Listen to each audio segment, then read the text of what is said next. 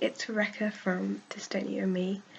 You have to excuse me if I'm a bit croaky today. I'm still coldy. So I'm going to talk a little bit about the doctor-patient sort of bond, if that's the right word, that you build up when you become ill with, let's go with a movement disorder, but I think with any chronic illness, because it's important that you do have some sort of relationship, because otherwise you get, I think sort of what I'm experiencing right now, you get the stress and the agitation that, with any appointment, and that's not good. It doesn't get you anywhere, and it's not healthy, I think. So like the appointment that I had on Wednesday, the first thing my doctor said to me, no, second, the second thing he said to me was, "And you don't have any trust, do we?" No, we don't. But he shouldn't have said that. It was the third time I've ever met him. I don't know where that came from on his part. It was inappropriate for him to say. But I don't know where that came from. Me as a patient would never have dared to say that to him. It's rude. Beyond rude.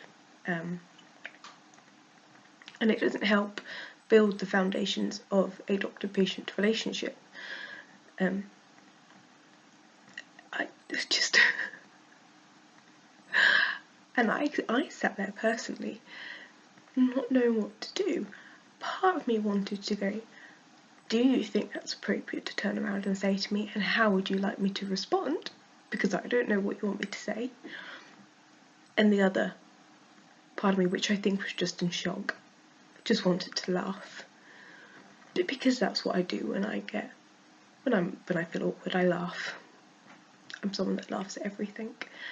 I didn't laugh. I just sat there and didn't say anything, because what do you say to somebody in that situation? Because I'm not going to lie. I'm not going to sit there and go, no, I trust you with that big lovely needle that you want to stick right by my eye. And in plenty of other places I don't want to say that because I don't trust him. Actually, fair, I don't think I trust anyone. I trust plenty of other doctors verbally talking to me, but unless you're going to give me that needle myself to stick in me, I'm not trusting. I don't do needles. But should we go with interesting? He's an interesting person. But hang on.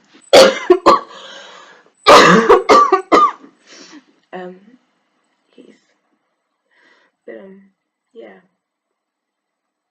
We have repeated conversations that I don't think either of us quite ever agree.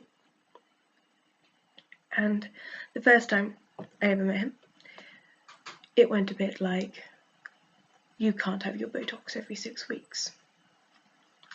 And I said, oh, okay, but that's what I've had for the last 3 years. But you can't have that anymore. Let's go for 10.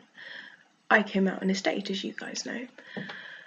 The second time I saw him, we agreed for 7 weeks. I then went into a big panic these last 7 weeks because nobody sent me an appointment.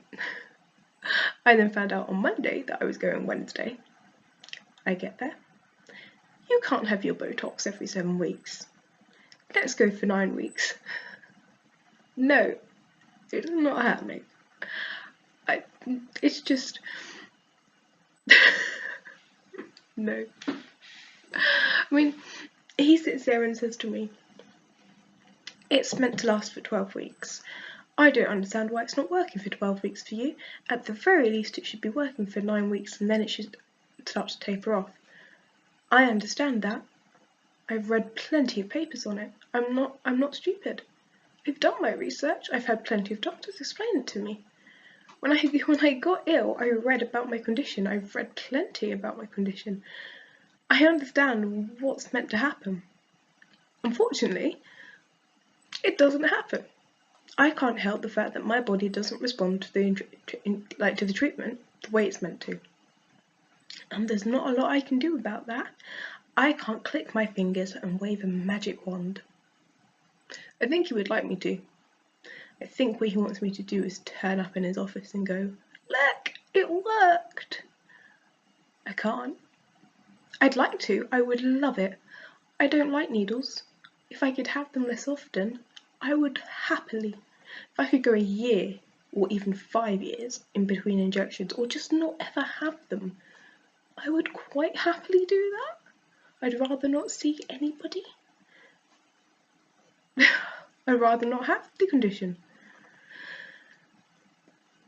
But it's like I did say to him, I understand that, but at the end of the day, everyone's slightly different. Isn't that the way it works? Like, for example, clonazepam, it's meant to be a good medication.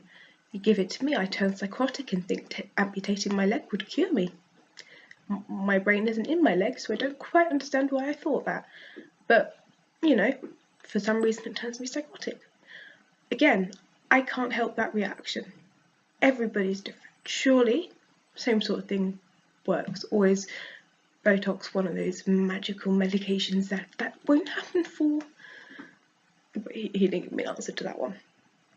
I'd like to think that means I'm right, and probably not, but I'd like to think that. I understand that I'm not a doctor, and I understand that I'm not always going to be right. However, on a positive note, I've probably gone off topic and I'm just ranting. I'm really sorry. On a positive note, he's going to refer me, because I need an overall consultant. Apparently he's not my consultant. I didn't get told this. He's just my Botox doctor. He's like a neurologist, but not an up there neurologist. So instead of just referring me to a great neurological consultant within the hospital that I'm at, they're going to refer me to my old consultant. Because they feel that because he had me for 3 years and knows me and all my lovely little complications that goes with me, that would be better. Now, my old consultant can't do my injections because the hospital he's moved to don't do Botox anymore. That's fine. I can deal with seeing my new neurologist every couple of weeks and having little back and throws with them.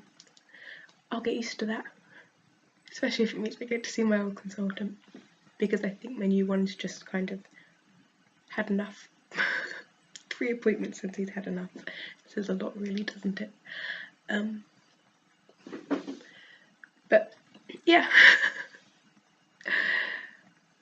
On the bright side, I'm quite looking forward to seeing my old consultant. But I don't know how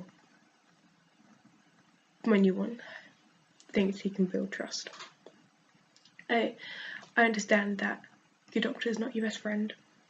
He's not here to hold your hand. But bedside manner is important. Like, what's he expecting?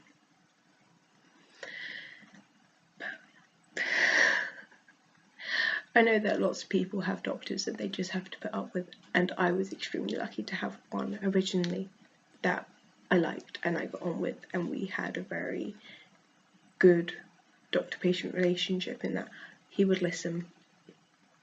I mean, I would still get wound up beforehand.